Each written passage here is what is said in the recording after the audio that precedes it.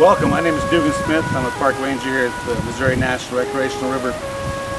And along this beautiful river that stretches from St. Louis, Missouri into the Montana, the Rocky Mountains. My family has been along this river for hundreds of years. My family is Native American. I grew up on the Cheyenne Sioux Reservation, and my mom and my grandparents were tied to the Missouri River and lived off it. And their livelihood was based off the shelter that the river brought to them.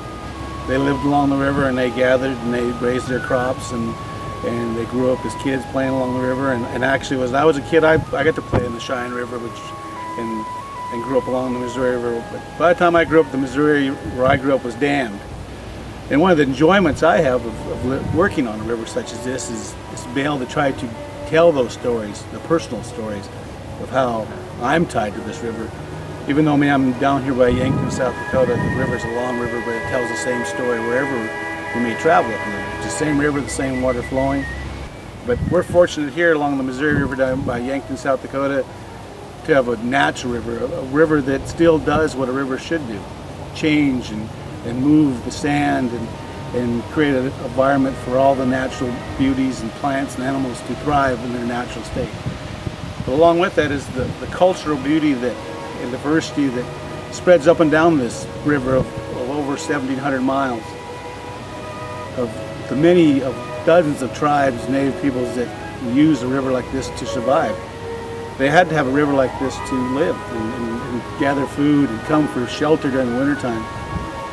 So one of the pleasures I have as a park ranger here is trying to tell those stories and learn more about local tribes here who are here that are not tied to my tribes where I grew up. And hopefully, as we work with these local tribes, we can develop a story that represents how important this river is to them as a Native people and to us as Americans and to the world in general. I mean, the river flows along here all the way down to Mississippi and down to the Gulf of Mexico, and that water goes out to the rest of the world.